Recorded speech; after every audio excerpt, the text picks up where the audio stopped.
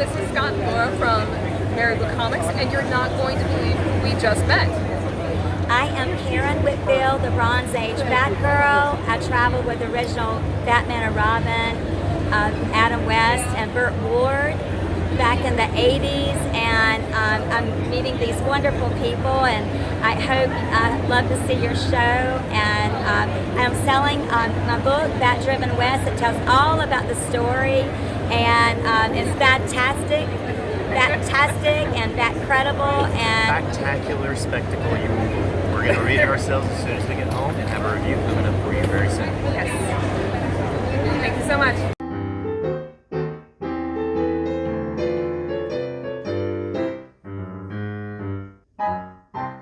Hello everyone, and thank you so much for tuning in to Married with Comics. I'm your host Laura, and this is the best co-host, my husband Scott.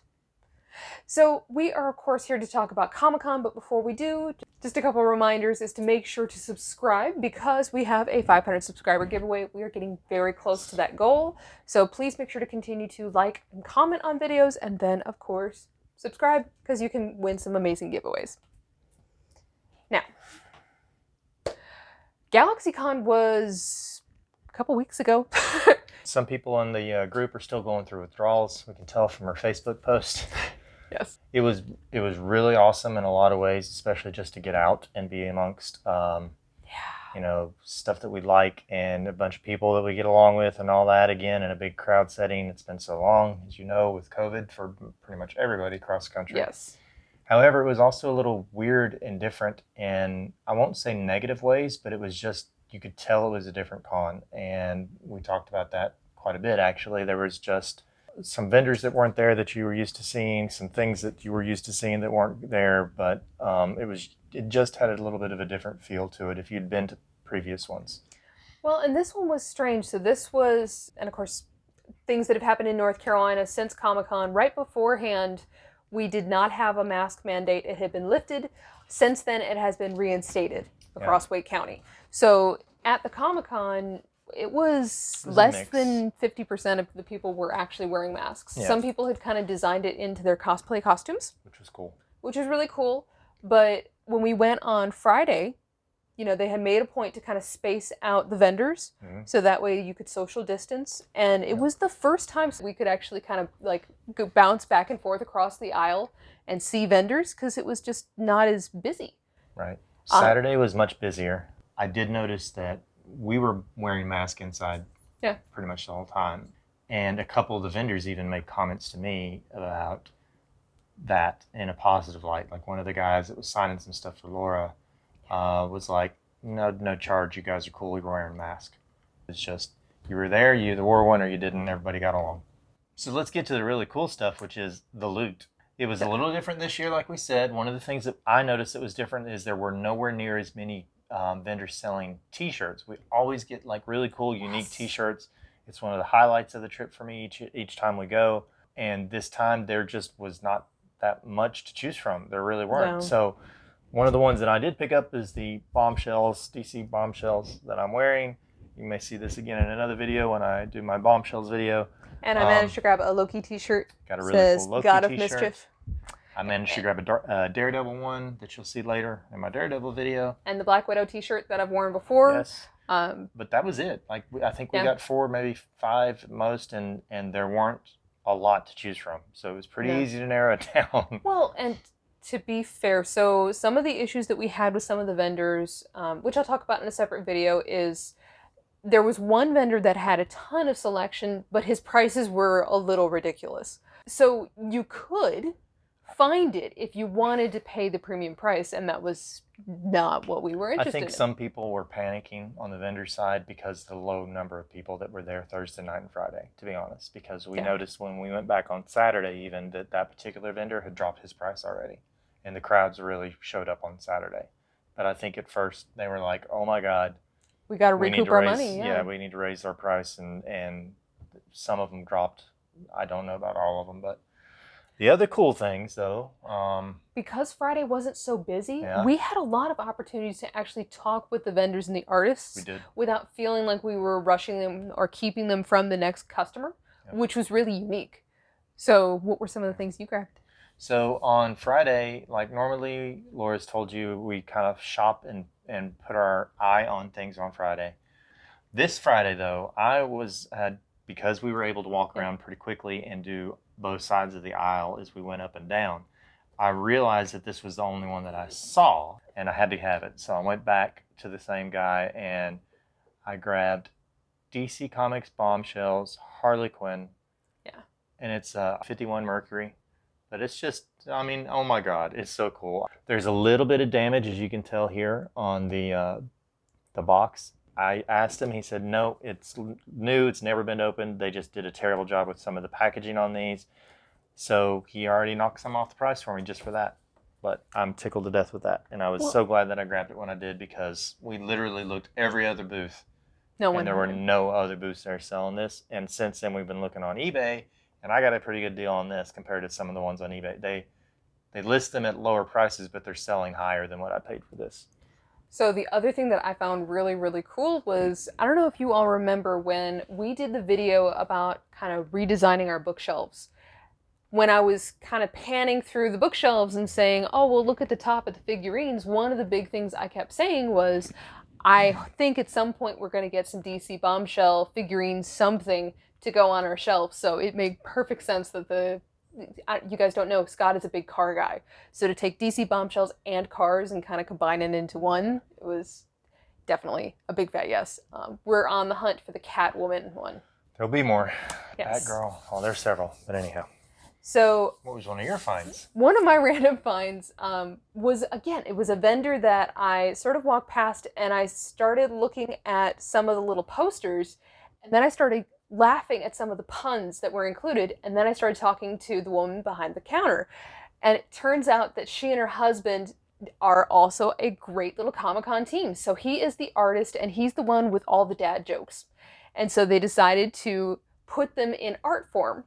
And she also kind of helps with some of the inspiration. She helps with the marketing. And she was so ridiculously excited to sit there and point out all the different puns and all the extra little, innuendos that they've thrown into there. It's the Niffler's Steel and Gold Salvage Company. Which, come on, Harry Potter fans of the world, it's adorable. And then they also had some adorable posters. So this is the variant fair with Loki. Instead of Vanity Fair. And all the little taglines on here are little puns and cues, and he even made sure it said June 2021 because he had it printed in time for one of the cons that was coming out in June. So I was like, oh, adorable. And then this one I had to grab. Rogue is one of my absolute favorite superheroes from childhood. And then they took Rogue and combine it with my other childhood passion, which is Star Wars. So yes, it is Rogue One. Really cool couple. Lots of really neat merchandise. Hysterical. They were a lot of fun to just talk to. Absolutely. So one of the things that I was a little disappointed by when it came to the vendors and some of the unique products that were available, we didn't have quite as many this year, or at least there weren't as many that really pushed my buttons, let's put it that way. There were fewer overall, though, I'm sure. But I did have more time to look at books. And while I was there, I happened by in the Artist Alley a gentleman who had a couple little books up for display. And I really thought the cover of this one kind of caught me. Come to find out, it's a compendium of stories. He has one of the stories in Monstrology. And I mean, the cover alone, I was like, yep. But anyhow, his name is Thatcher. And the story that Thatcher wrote in here is called Darkest Corners. So Darkest Corners, he gave me the premise of it. It's Vegas. It's cool. I won't give it away. So it's a lot of horror themed stuff. There's some really cool tales in here. It kind of made me think of Tales from the Crypt. It also kind of made me think of Grimm Tales of Terror from Zenescope. It's standalone stories in this one. Really highly recommended. I've read 3 of them so far. And the artwork's really good.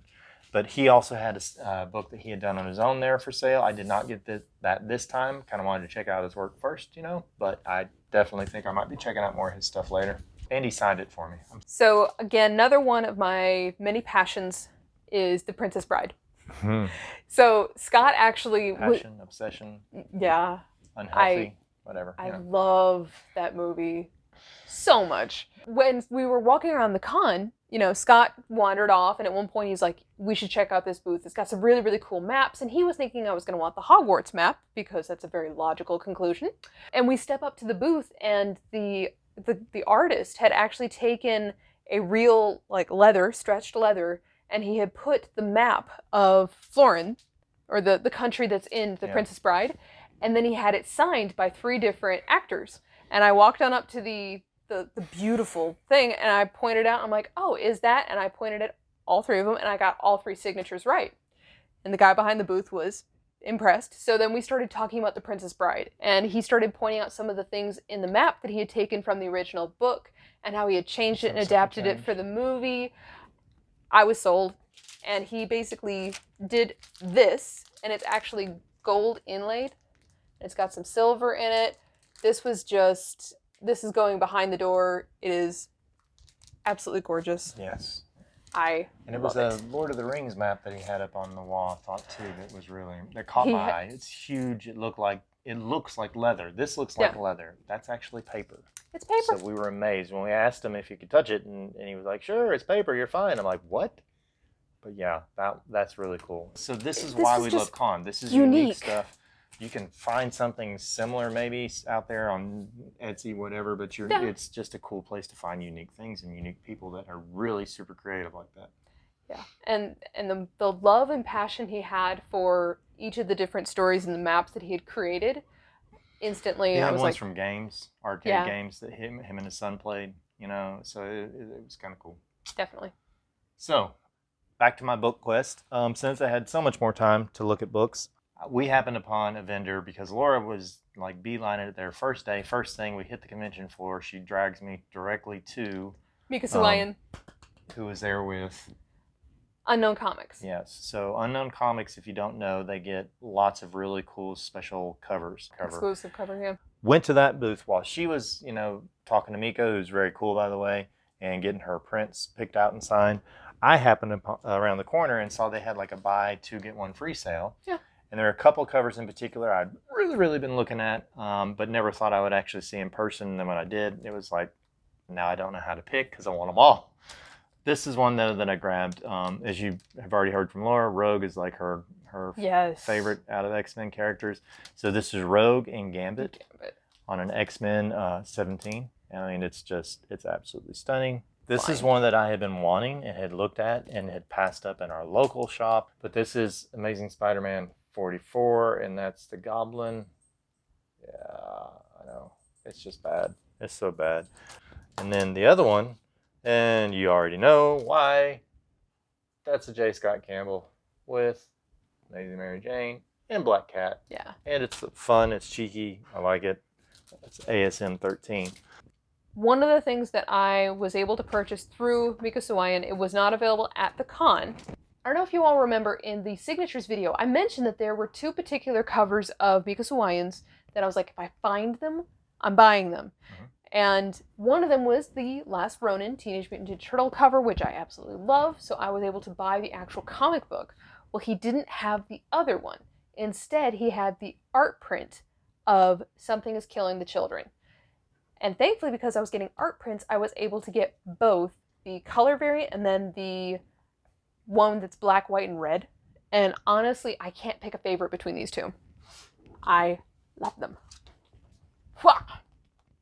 They are stunning. They are signed. They are gorgeous. I love them. And then the one that actually started it all when I was looking at artwork that Mico Suayan had done, beyond, you know, covers and comics that we'd already purchased, the one that has sold out, it is worth way more than I probably can afford right now. He had art prints of The Crow. And here it is. Yeah, that was so cool. And I love that he signed it in red. This one is just, it's epic. And actually, even though I would love the individual comic, I actually prefer it in poster form so that way I can see it more often. Yeah. Because this thing is gorgeous. That'll be on the wall. So one of the vendors that I happened across, since I had more time to look at books, had a ton of back issues, and they were really reasonably priced. They were well organized. I love this booth. So I went back. at least twice. Picked up a little bit of my back issue run. So here's some of, this is Amazing Spider-Man. I got a decent sized chunk. Yeah. Filled in some gaps. Didn't have as much of, but I've already filled in a lot more of my Nightwing run at other places, so I only needed a few of those. I only had a very few of the Amazing Mary Janes that I was needing and grabbed those. And then lastly, but not least, I managed to grab a chunk of Batmans that I've been wanting. Just a couple. This was a few, like some really awesome covers in here that I've been wanting. And I had seen them and not been fast enough before when they came out, or have been looking for the back order, back issues in other places and not been able to grab them. There's some really cool ones in there. But anyhow, grabbed a lot of back issues and was very tickled when I got done at that table. It made, I won't say it made the con for me, but I was tickled to death that I had that much time, I guess, because there wasn't as many other things for me to look at. So I spent more time than usual there, and because of that, I filled in a lot of holes. Joelle Jones, I've talked to you all about the comic books that I got signed. Well, I also got the portfolio poster book. Interesting thing is she knew that this was going to be printed. She didn't know it had actually been released, and she did not get to choose which covers were included in it. Yeah. So when I brought it to her booth, she was actually fascinated, and she was like flipping through it going, oh my gosh, look at that, it looks so cool. Yeah. So yes, in a perfect world, I would have had her sign every single poster. Instead, I picked two. So the two I picked were the wedding, because she did design the wedding gown for Catwoman, which I absolutely love. This one is another Catwoman that again, it's gorgeous. I love the Batman in the background. It's beautiful. Very cool. So last thing for us, her name is Karen Whitfield. So the book that she was there promoting is called Batdriven West. This is her as Batgirl during the publicity tours back in the day before the internet, when Adam West and the show was big on TV. The actress that actually played Batgirl on the TV series was unable to do the promotions, in-person promotions, so they hired her.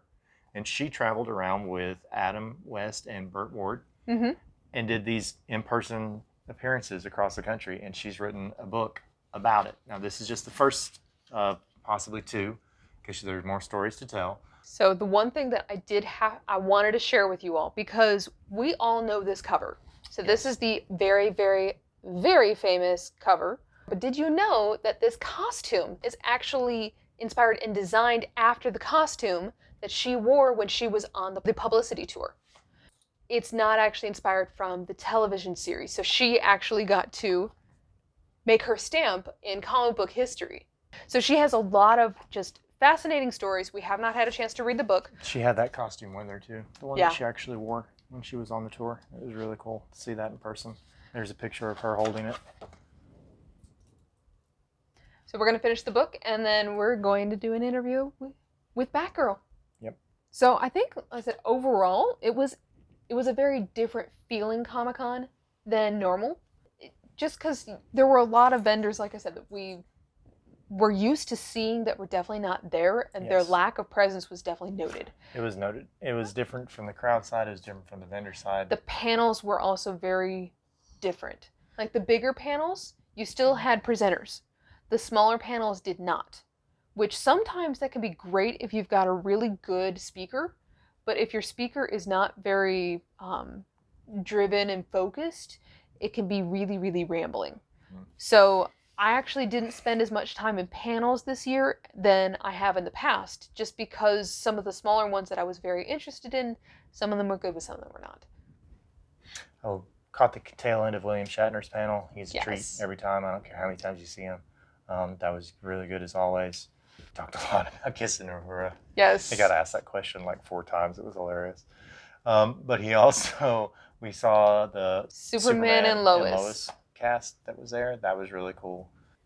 And we watched the cosplay afterwards on the video, to be honest, because we just weren't able to stay that late. But even it was a little different this year.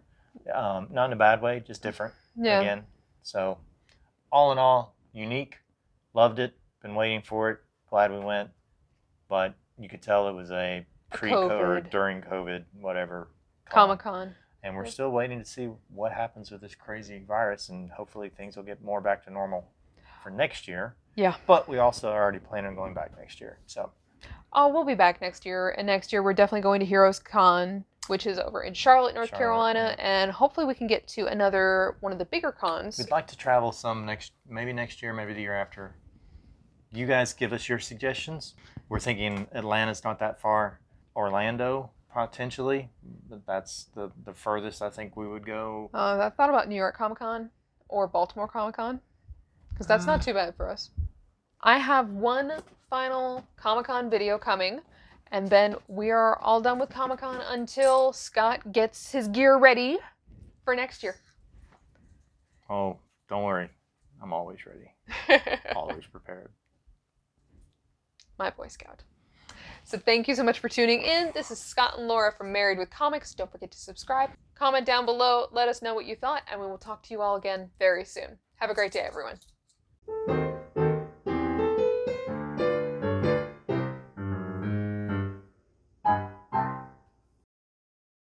I auditioned for it, and I was 4.5 months pregnant, and so I was like, tell them I'm pregnant, because I knew it wasn't filming for another 2 months afterward, and I was like, I'll probably be kind of big by then.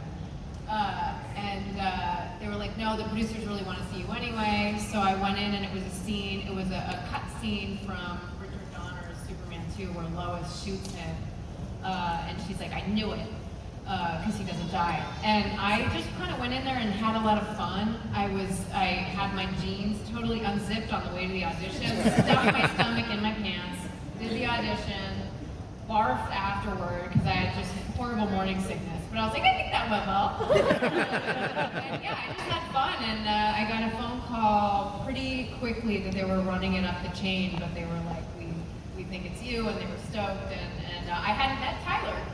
So I ran up to you at an Emmy party, and I was like, you're my Superman! I never met him. And I remember I was just telling someone when I was signing autographs, the day I was about to shoot with him, which was the scene in Elseworlds crossovers, Lois's introduction, I'm underneath the red truck. I was like, God, I really hope we have good chemistry. I hope we have good chemistry. I hope he's a good actor. I don't know anything about him.